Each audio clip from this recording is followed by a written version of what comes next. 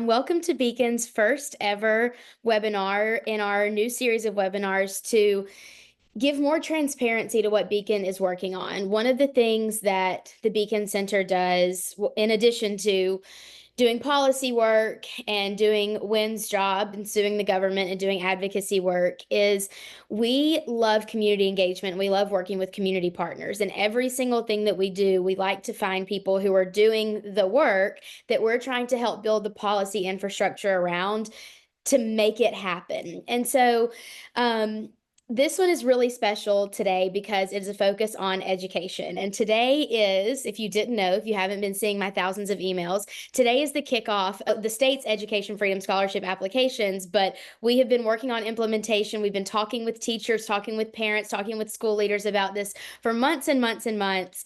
And it's a really exciting day and a really exciting time to focus on that education work. And so I'm really happy to have Beacon's Vice President of Legal Affairs, Wynn Fa, the founder of the Lab School of Memphis, Coi Morefield, and a nationally recognized education entrepreneurship expert and all things education expert, Kerry McDonald, joining us today to talk about education entrepreneurship and how Tennessee can take good policy that we've worked on and make it even better and make it work for the people out in the field really doing the work and starting schools and educating children.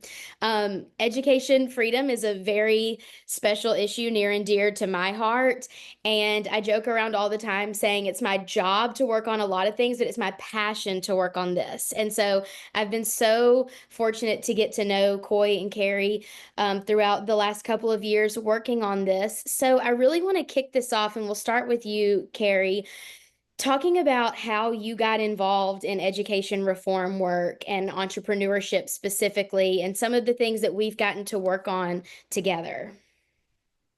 Thanks, Taylor. It's so great to be here on this exciting day in Tennessee. And of course, always a pleasure to be connecting with the folks at Beacon and with Coi as an entrepreneur in residence at Beacon and a microschool founder in Tennessee. So thrilled to be here. My work really focuses on both storytelling and state policy. So I'm the Belinda Johnson Family Education Fellow at State Policy Network, which is a national network of state-based think tanks that includes places like Beacon in Tennessee. And I also am a senior fellow at the Foundation for Economic Education, where I lead the Education Entrepreneurship Lab and host the twice weekly Liberated podcast that shares the stories of entrepreneurial parents and teachers like Coi, who are creating these innovative new schools and educational models all across the country. It is such a wonderful time. Of course, this movement towards education innovation and education choice had been building for many years, but beginning in 2020 and really accelerating since then, we've seen the sort of parallel growth of both education entrepreneurship in terms of people, again, like Coi, very much that model of not being satisfied with sort of existing public or existing private school options and realizing that they could take matters in their own hands and create something new and different and better. So we've seen that growth in education entrepreneurship at the same time that we've seen the growth in school choice policies. And now 16 states have universal school choice, including Tennessee. More than 50% of the overall US K-12 population is now eligible for a school choice policy. 35 states plus DC and Puerto Rico have some version of private school choice. And again, much of this momentum really building over the past 5 years. So it's such an exciting time in education. I've been involved in education and education policy work for over 20 years, and I've never been more energized or optimistic than I am right now, largely due to, again, these everyday entrepreneurs who are reimagining what education can look like. I love it. Well, she kind of teed you up there, Coi, to talk about your story a little bit as the founder of the Lab School of Memphis. We know your story, that you were a mom who didn't have an option that you really felt good about, but tell everyone else your story and how you started this work and this beautiful, amazing, innovative, different approach to learning. Yeah, sure. Thank you. This is exciting. This is an exciting day. So thanks for allowing me to join this conversation. I am a mom of four, and my journey into the world of entrepreneurship and micro school as a micro school founder started with my children. It started with I have twins, and the beauty of having twins is even though I am a trained educator and spent much of my career with young people, so I understood that there are different learning styles, and I understood the theory behind everyone being different, right?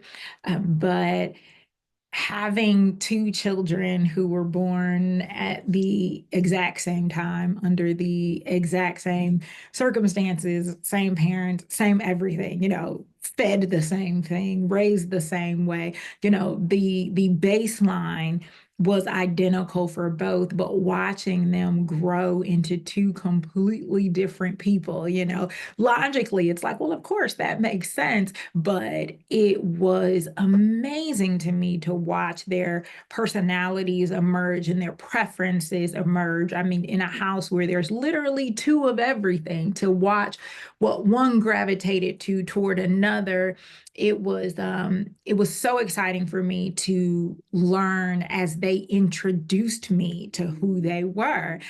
So I was hypersensitive to that as I went in pursuit of a learning environment for them.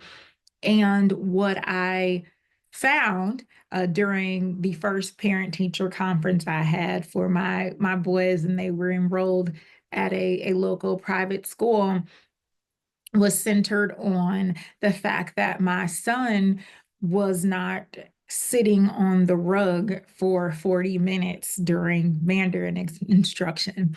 And, the teacher acknowledged that he seemed to be the type of child who learned while doing. And instead of embracing that and finding that an exciting challenge, there was more concern with his compliance and how we could get him to sit in on this rug for 40 minutes. And so immediately I knew this was an environment that really saw my child. They didn't see him and sort of honor his uniqueness. So I went in pursuit of something else, and ultimately did not find it, and was led to found the lab school, an environment that really focuses on personalizing learning experiences, but also offering project-based learning and experience-based learning, where we're really encouraging this open-walled approach and a belief that learning happens anywhere and everywhere.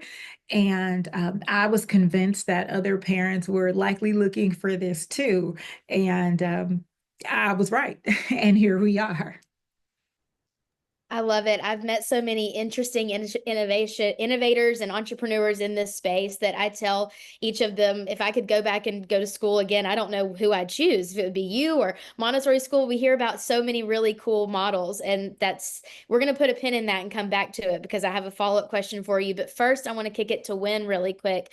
Win and I talk a lot about how we can defend and help and protect these education entrepreneurs in Tennessee, because this is, even though education has been evolving over years, it almost is a new frontier every time we explain something else. And state policies have to change, and sometimes they don't change quickly enough, and you have to take legal action. So give us a little snippet of what it looks like from your side, defending and protecting education entrepreneurs through the legal system. Yeah, so I am the VP for Legal Affairs at the Beacon Center for Tennessee. We litigate all of our cases and represent all of our amazing clients free of charge. My involvement in school choice litigation actually started 10 years ago, where I represented parents and an association of Christian schools in a case in Montana The issue went all the way up to the Supreme Court of the United States in another case. And we actually won on the issue because the government was claiming that it was somehow religious discrimination just because some of the private schools participating in the program were religious schools. And the Supreme Court said, no, no, no, that's no more discrimination than if firefighters, put out fires at synagogues and churches in addition to schools. So we're very happy to get the win there. And today we're working with our friends at the Institute for Justice and Ed Choice in defending the Tennessee ESA program. And we'll be ready to help parents defend the EFS program as well, if and when a challenge comes. Now, I love the story of parents and students, but I'm also really passionate about school choice and educational opportunity in general because of the forgotten man or woman involved in that. And that person is the American entrepreneur. People like Coi who innovate to provide opportunity and education. And I really want to help people like that to make their dream a reality. I love it. Me too. I want to pivot really quickly to kind of setting the foundations for educational opportunity. I mean, and asking the question, what is broken about the traditional education model and how do we fix it? And Coi, your story of your son, they were concerned about him not sitting still and not as concerned seemingly about his learning outcomes. Kerry, I want to come to you first to talk about the difference between schooling and education. I think we just saw a very practical example of that in Coi's opening statement there. But how have you seen what the traditional model favors versus what these new education entrepreneurs and innovators are able to do?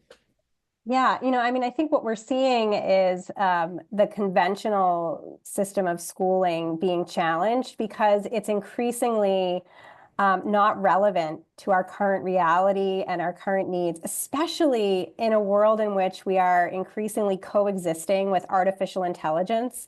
We want to think about the qualities that make us uniquely human, right? These are things like curiosity, ingenuity, creativity, an entrepreneurial spirit, right? And yet it's often those kinds of qualities that get smothered in a conventional system that's focused largely on conformity, obedience, and compliance. Sit still and color in the lines.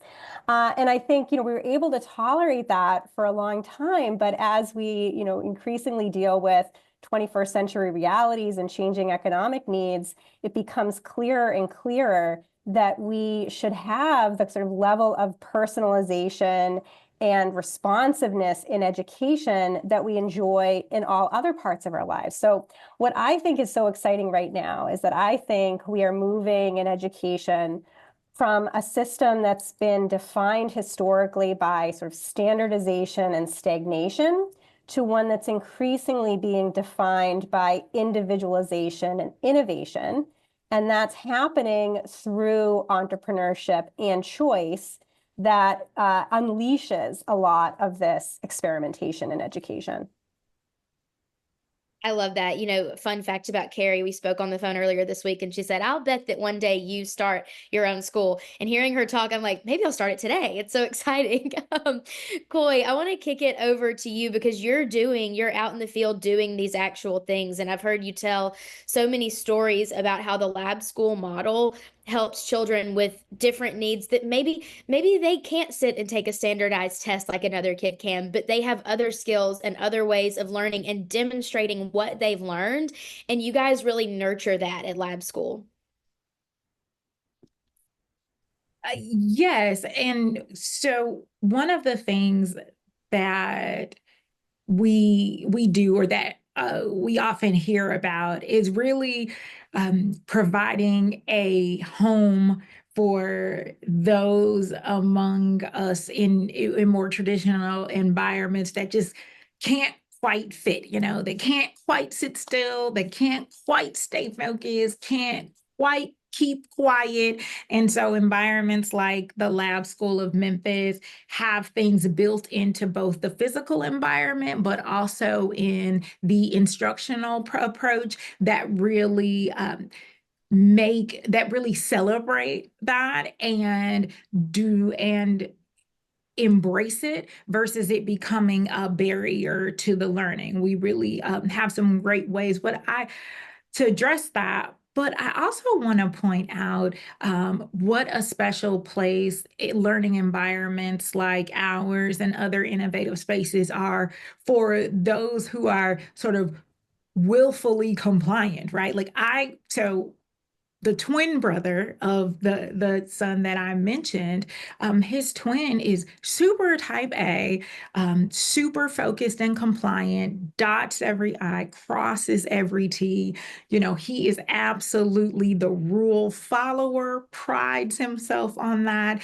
And I also had a lot of fear for him in a traditional environment. What we often fail to acknowledge is how scary more traditional structures can be, even for a naturally compliant child. Because what does that mean? That means that they are not learning the power in risk and to embrace agency and autonomy. They are not pushing boundaries and questioning the information that they are given. They are excited to simply receive and regurgitate versus thinking and forming opinions of their own that may be different from the information that's being provided to them, and finding unique strengths and finding ways to find joy in learning outside of simply, did I get a 100% or did I get a star on this paper?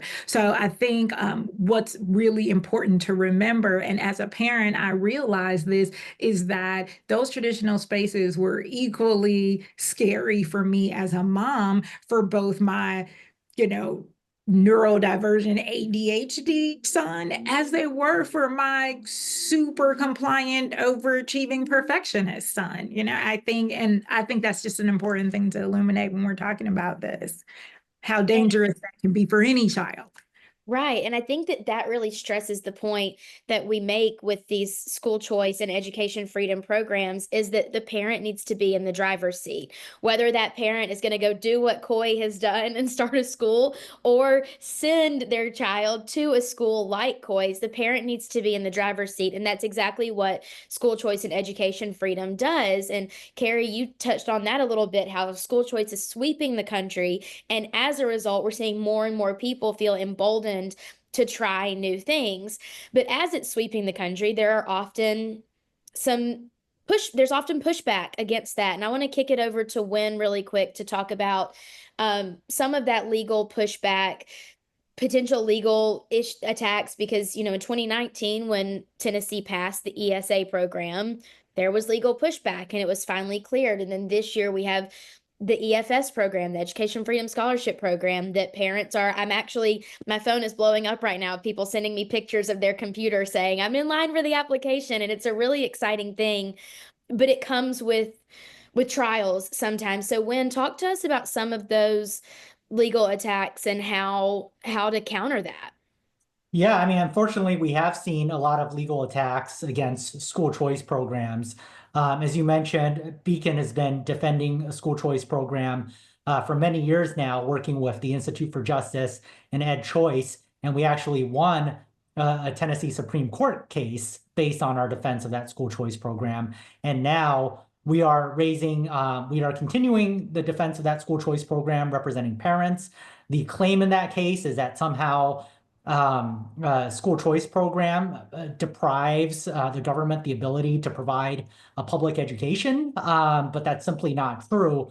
School choice and alternative options exist to supplement traditional educational opportunities, not to supplant traditional education opportunities. So we've seen that argument. That argument has been rejected all across the country. We expect it to be rejected in our case, and we expect there to be similar claims regarding the EFS program, and we hope to represent parents in that as well. And I want to stress that it's really, really important for us to do the work that we do, not just because we have the expertise on these legal issues, but also because we have stories that governments just can't provide. We represent parents with really compelling stories. One of our parents in our current defense of the school choice program is someone whose child is in middle school, but has actually regressed in reading ability from pre-K to middle school, if you can believe that, and has experienced violence, bullying, and all sorts of things in schools that prevents that person from learning. So we have the really sympathetic stories that I think often comes out in litigation, and that's why it's absolutely critical for Beacon and our allies to be defending these programs in court. One of the things that I really love doing is getting to know the plaintiffs that we support, the parents that we defend in court, but then also hearing their stories and hearing stories from other people and encouraging them to tell those stories. And this year during the legislative session, when we were advocating alongside our partner organization, Beacon Impact, we were advocating for this program. I mean, if you have a fabulous friend named Coi Morefield who knows exactly what she's talking about, who wouldn't bring her to the Capitol and have her chat with lawmakers? And so, Coi, the day that you came up there and you spoke with lawmakers about the difference that the ESA program has made in the lives of your students, what were some of the things that you said to them that really resonated with them, that was, kind of those hard-hitting anecdotes that show the power of school choice? Well, one of the things that I shared or tried to share was that it was exactly that, a choice, that this is by no means an attempt to substitute, to swap out, or to crush any option. This is truly meant to broaden the landscape, right? This is truly meant to bring as many diverse options as we can into the sort of education market, so that parents are able to find the right fit for their families, the right fit for their learners at the time. So I shared stories about a family who has come to us as sort of the Hail Mary. How many families we are the last stop? How many families for whom their learner is maybe thriving academically, but require a different setting, maybe socially, or have experienced really difficult experiences with their peers. And it is for that reason, it's not about trashing the public school and saying they're not teaching anything or the young people aren't learning, because very often they are. But with such a large school and maybe such large classrooms, it is difficult for educators often to address these issues between peers that may be crippling their learning experiences, right? Or causing them to not want to go to school at all.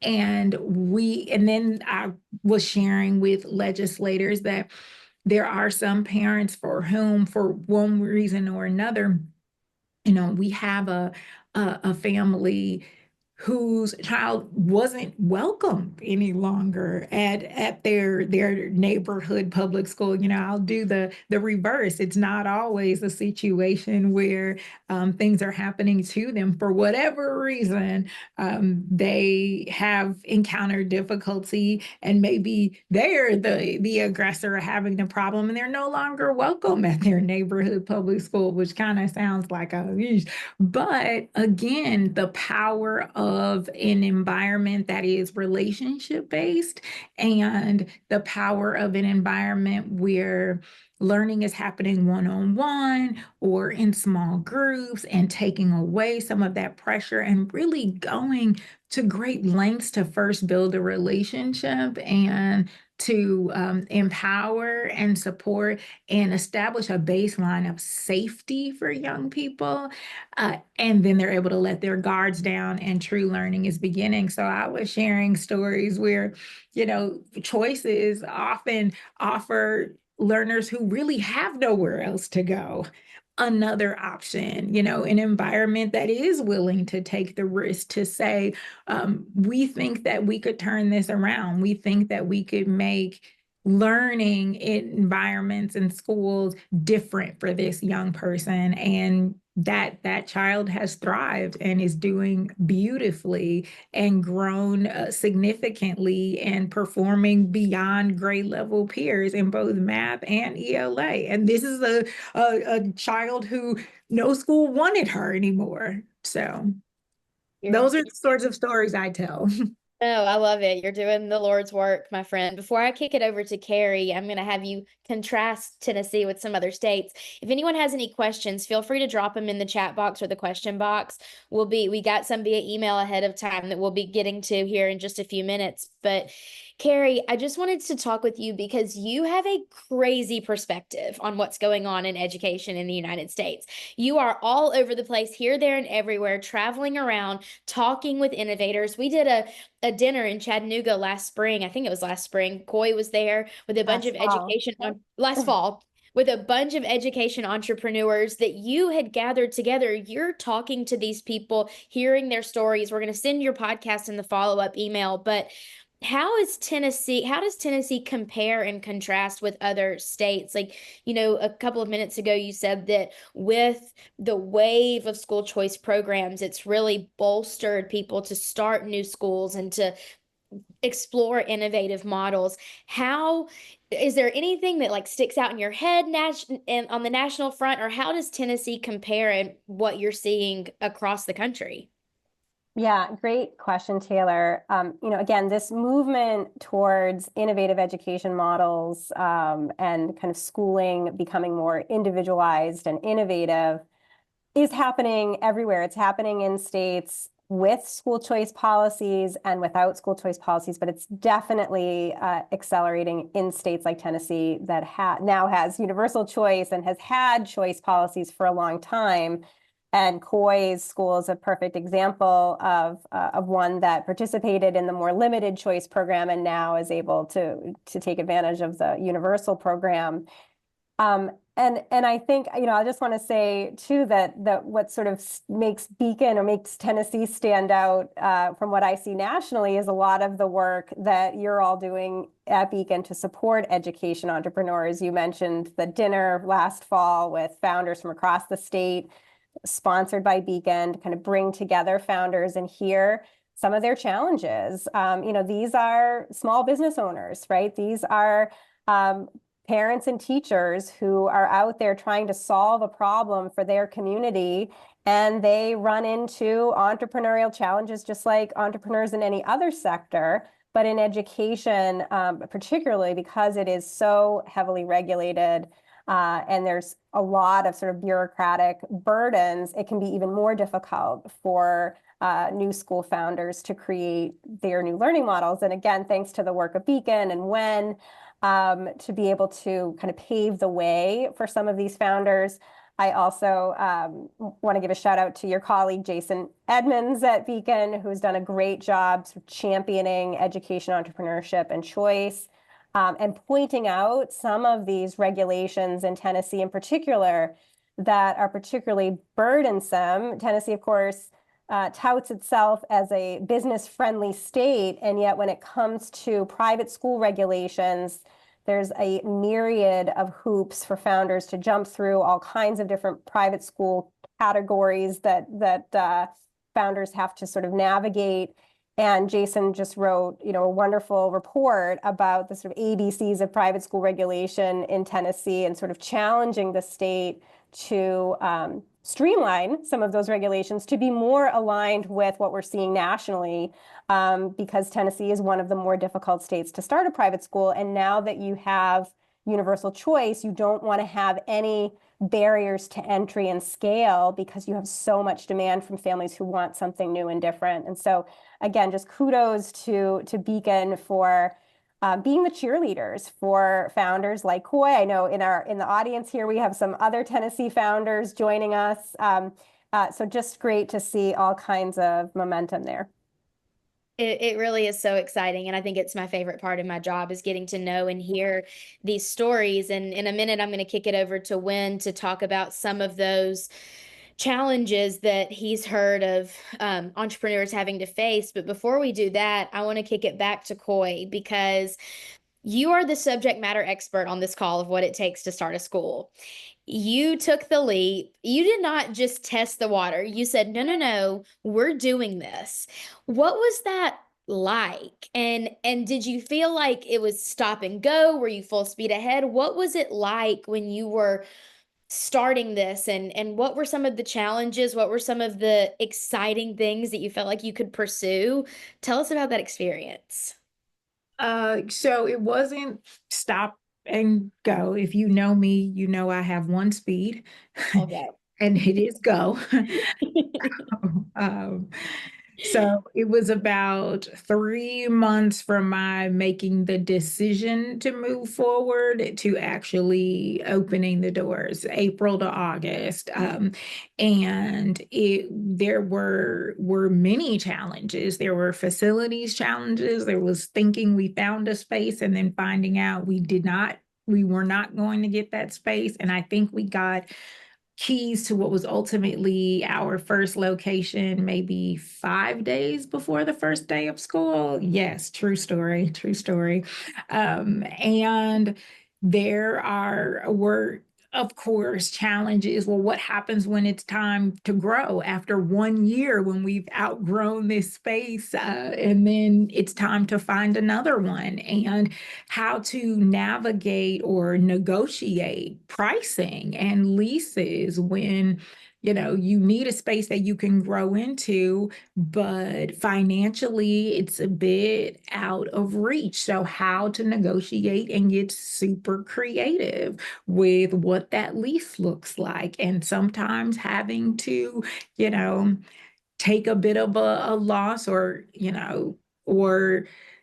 kind of coming out on the losing end on the back end of the contract just to get your foot in the door on the front. And there are also challenges with, when you're building the plane, as you fly it, you are still you're still learning who you are. You're still defining the brand, defining your identity as a learning environment, establishing your sort of non-negotiables and North Star, what your values are as an organization. There's a lot of catering to and pleasing. That's the thing that sometimes we don't talk about, as beautiful it is as it to personalize learning experiences and to have a tight-knit learning community. The flip side to that as a founder is establishing boundaries. How much do you cater to families? How many individual requests do you honor?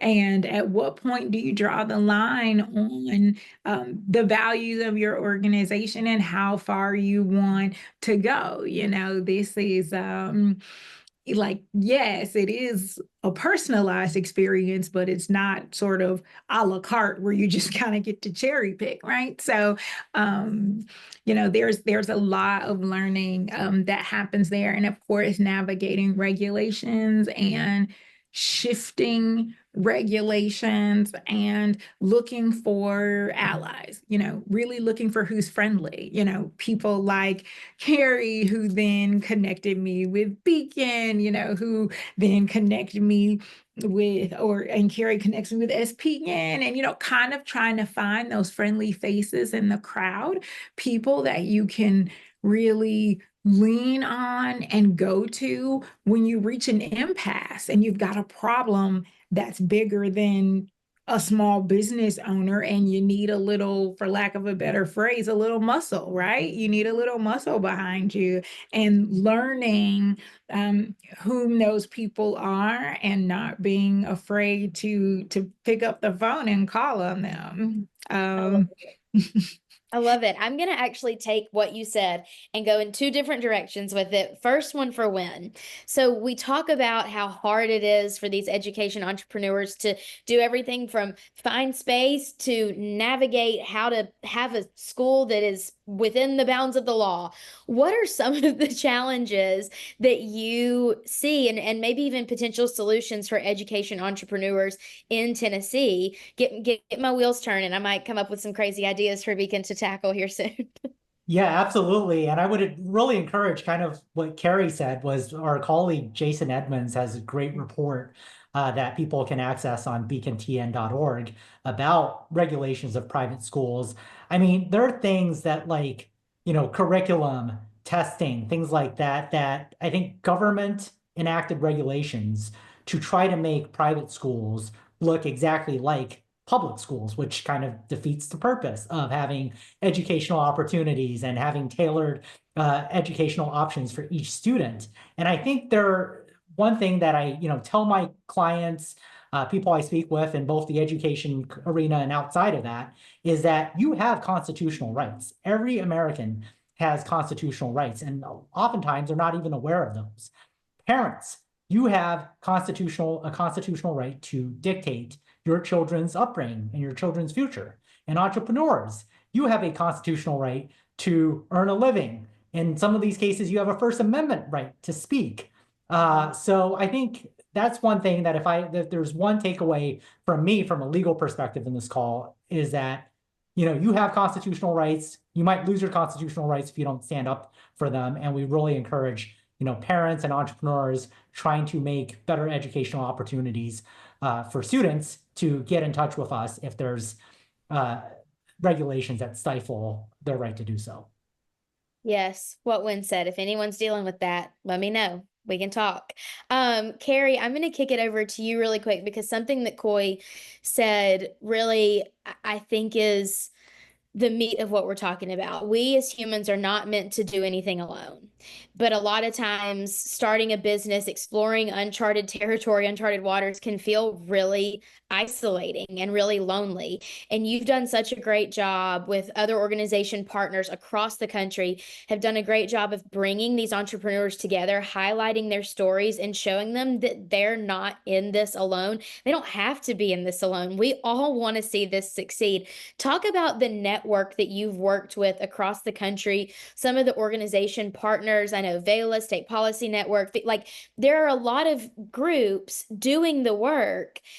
It's just connecting them with the right people and finding them and then showing them that we're behind them and we're bolstering them however they need it. Yeah, I mean, I think that's what's really exciting about the movement right now is that there are so many resources for founders. There's certainly those of us championing them at the national level. You mentioned VELA, an organization that provides microgrants to people who are running these innovative schools and learning models. There's organizations like the National Microschooling Center. There's accelerator programs that founders can go through, like HiPod Catalyst or Microschool Solutions, to start a new program. Some Tennessee founders have gone through those programs. And then, of course, there's advocacy organizations like State Policy Network and the Beacon Center that are providing resources and support where we can. I know, Taylor, you have that lovely new website.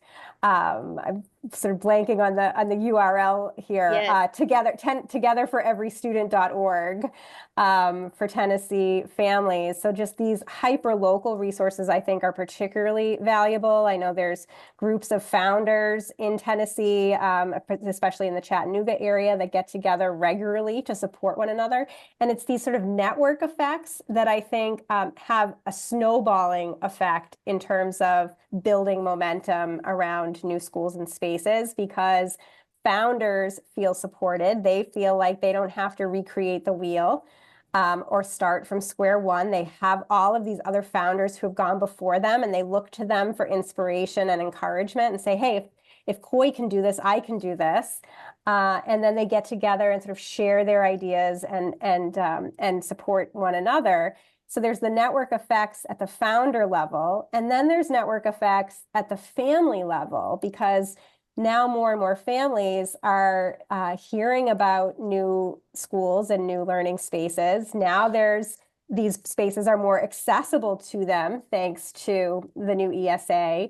And so families are talking in Facebook groups and other kind of parenting groups about what's available to them. And they're wanting something new and different, which then, of course, fuels more entrepreneurial parents and teachers to create those new models. So that's, again, where I think we're really just at the beginning of this movement towards decentralized, parent-driven, entrepreneur-enabled educational models. And Tennessee is very much a part of that process.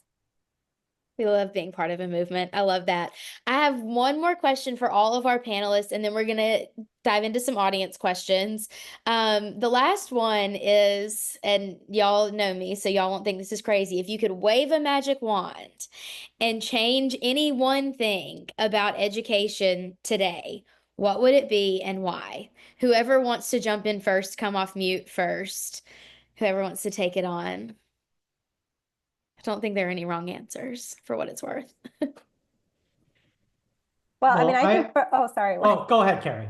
I was just going to say, I think for Tennessee in particular, it's really tackling those private school regulations. Again, something Wen and the folks at Beacon are really working on, and just making them much simpler so that families can really access the kinds of learning environments that they want in more meaningful ways. I know we see in the chat a question from Candace Hilton, who's a founder of Hilton Horizons Academy.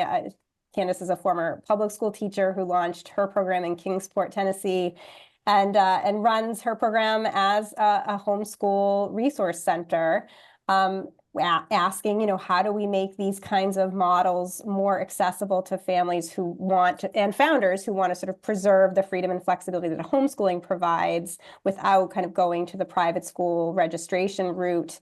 And, I think that's something that other states are tackling. I think about places like Arizona, where homeschooling-based microschools are able to participate in universal ESA programs. And that would be something, for Tennessee as well, and reducing some of those barriers for founders like Candace.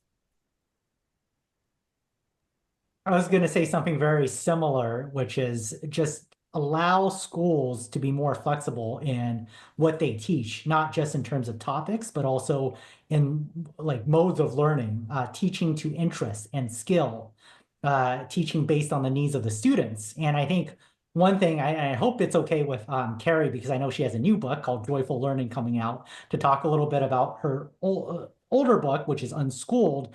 And I found a story in there very compelling where she was, I think, on a beach where there was a school field trip, and a student was joyed at getting a crab or some sort of animal that she found.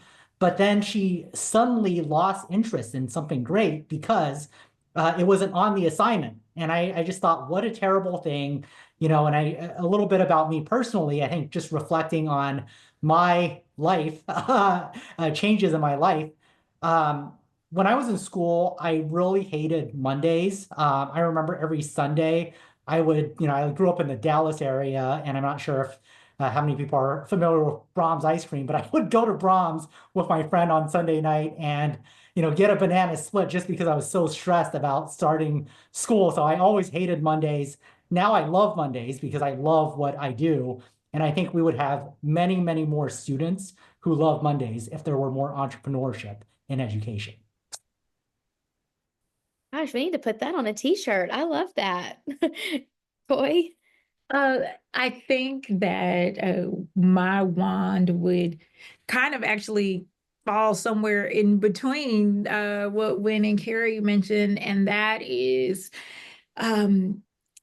private school regulations. Like, yes, being more inclusive, or just getting rid of some of those, but also having the regulations, instead of all of these different categories in private schools, really having regulations that were appropriate for the environment and the intended goals, so that we aren't, my husband is a contractor, and he has done lots of walks with me with marshals related to the school. And he says, you know, if we required the same thing, or that if we have the same requirements to build a 10-story building as we did a 1-story building, nothing would ever be built, because there's no way that developers could afford to do that for the intended use of the space, you know, what it would cost. And he's like, I don't understand that. You know, we have the same rules for a school intended to serve 25 learners as we do for one intended to serve 200. And that just doesn't make sense. And in other industries, you aren't saying that. You know, like in construction, there's no way someone developing a 1-story, you know, building would be able to afford to do the things that are required of a 10-story, you know? And so we have figured this out in other areas. It's not as though it's foreign. So yes, my wand would absolutely create sort of tiers for these regulations that, you know, appropriately match the goals of the environment. Not a bad idea. Maybe we should put Coi in charge of all of this. I want to revisit Candace's question in the chat because I think it's really interesting. And when Kerry, you might have even more to add. She asks, as education funding options expand, how can homeschoolers, and she's the one that Kerry mentioned, whose micro school, her model is under kind of the homeschool umbrella. How can homeschoolers advocate for access to resources without compromising independence?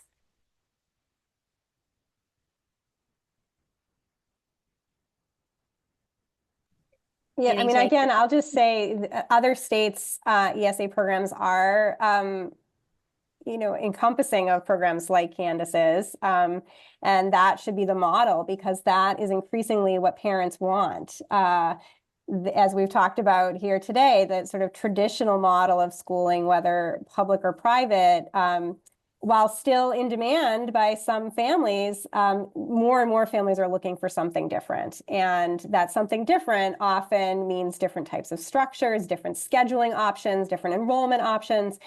And using a microschooling or a homeschooling based structure can provide that kind of freedom and flexibility for families. And I was just going to add, you know, the beautiful thing about choice is that it is a choice. And so having the options available to these homeschool parents, the homeschool co-ops, and people who choose that route, the choice to opt into a program like this, you don't have to, but you can. And I think that that's what's important, is making it available. And while we're on that topic, another question that we got prior to the webinar was, when you're thinking about your experiences in this world, what are some common misconceptions about what we're doing, whether that's education, innovation, entrepreneurship, more of the school choice work? What are some of those misconceptions that you encounter, and how do you address them? You know, I hear a lot personally throughout many, many years that this misconception that school choice is only for the privileged, which is not true. And I have two responses to that. First of all, I think that no matter how much money you make, you should be in control of your own education. And that's your fundamental right, no matter how much money you make. And second, I think I've met so many people who and represented so many clients who were of modest means or who were underprivileged, who, like I just said, their education actually regressed, where they were facing bullying or physical violence in traditional schools, that have benefited greatly from school choice. And in fact, I would argue that school choice benefits people who are underprivileged the most, because if you are well off, you likely already have the means to go to a really great school because you can move to whatever school district you want to.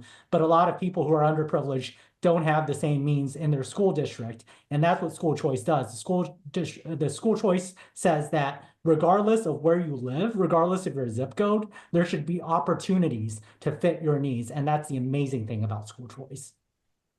I love it. I'll say, I guess, one misconception, I don't even know if it's a misconception, I think it's historically been true and just isn't true anymore. And that is that when we look at sort of private schools or private education, historically, we've thought of programs that are often very expensive, or, perhaps like a parochial school that has a specific religious bent. And what I find today is that there is a whole assortment of different educational models and methods. There's secular and faith-based schools. There's schools that embrace all kinds of different educational philosophies and approaches, like classical models and self-directed or unschooling models, Waldorf, Montessori, forest schools. There's a farm school in Tennessee that I visited.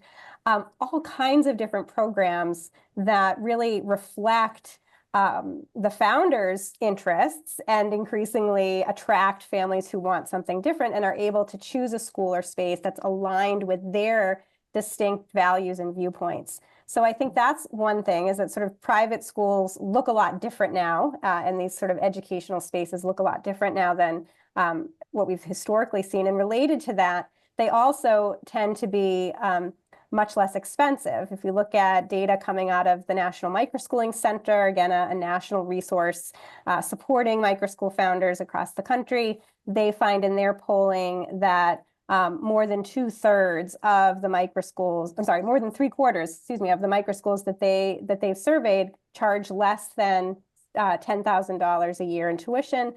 Only 3% charge over $20,000. So right sort of in that price point of like an ESA, like the one in Tennessee, right around $7,000. So these programs are much lower cost and therefore more accessible to families, both in states with school choice policies and without, but of course in a state with an ESA makes it really doable for families. Amen.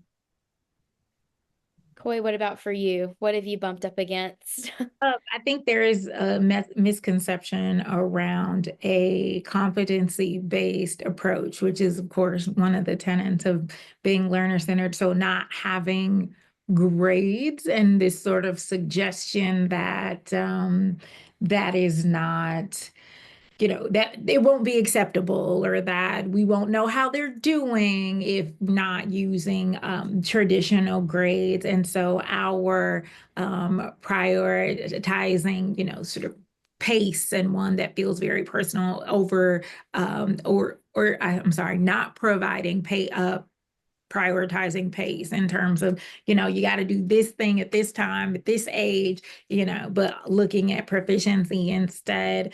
I would argue that we have more information, greater, deeper insight about a young person's learning without grades. We are able to share, I believe, more about a learner's journey and what they are learning, and sort of understanding and what they're still working on than a report card could ever tell you. The way in which we're documenting that is at such a deeper level than simply averaging answers on a pile of worksheets. So that's definitely, I think, one of the misconceptions that we're sort of battling against, and as a result, really trying to find a way to make this alternative credentialing of learning more widely acceptable.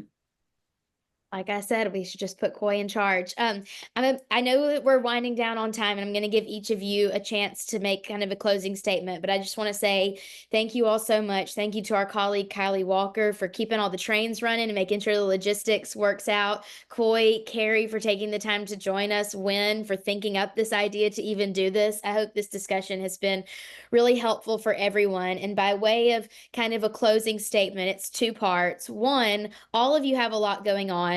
Books, podcasts, new, innovative, cool things that you're doing. Coi, looking at you.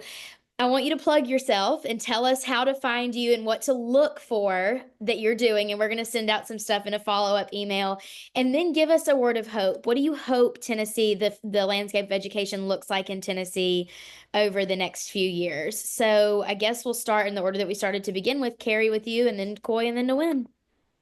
Yeah, well, as I said, it's such an exciting time in education. I feel so privileged to be able to do this work and to be able to help to uplift stories like Coi's and Candace and others who are, again, creating these fabulous spaces, these truly joyful learning spaces where kids want to be, I hear over and over stories of students who are attending micro schools and similar learning models, how they get upset on snow days. They don't like summer vacation to come.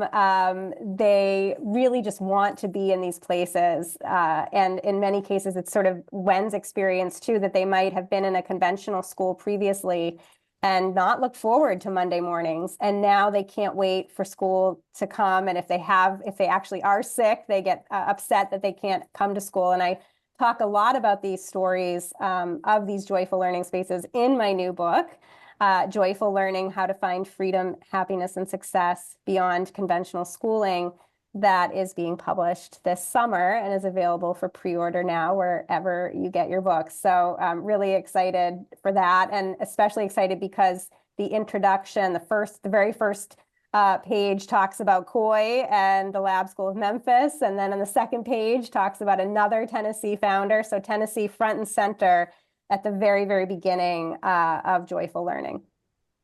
Thank you. Can't wait to read it. I'm going to buy it for my beach trip. I can't wait to read that either. I love it. It's been such an honor for to know Kerry and for her to share in our journey from so early on. And I think in terms of hope, and I am just hoping that we see more. I have met founders across Tennessee, and I'm so excited and so inspired. And people come up to me all the time and say, I want to do this and I want to start a school. And I'm like, how can I help you? Because we need more. There is such a need, and I'm happy to help. So that is what I hope for, is that we just keep seeing new founders all over the place, serving communities, so that we remove the geographic barriers. We've tackled the financial. Now it's time to address those geographic barriers so that every community has access to these sacred learning spaces. And when about you?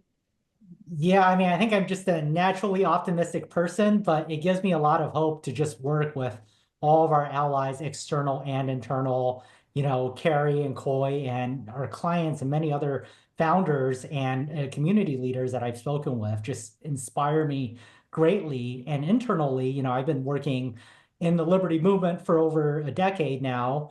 And I think Beacon is really, really unique in that we are able to solve problems in education and elsewhere from many, many different angles.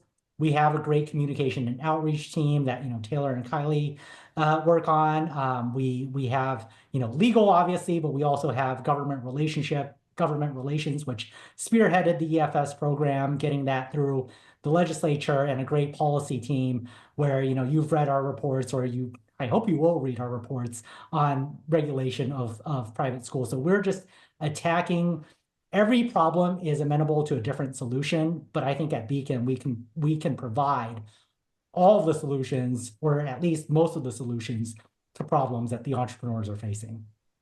Thank you. I agree. Well, this has been lovely. And, I could go on about this for 2 hours, especially getting to spend time with two of my favorite gals. But thank you for joining us today. We will have this webinar recorded that you can share with friends and family. We're going to post it shortly. But Kerry, Coi, Wen, thank you all for talking to us today. I hope we get to do this again soon. Absolutely. Thanks, Taylor. This was great. Thank you.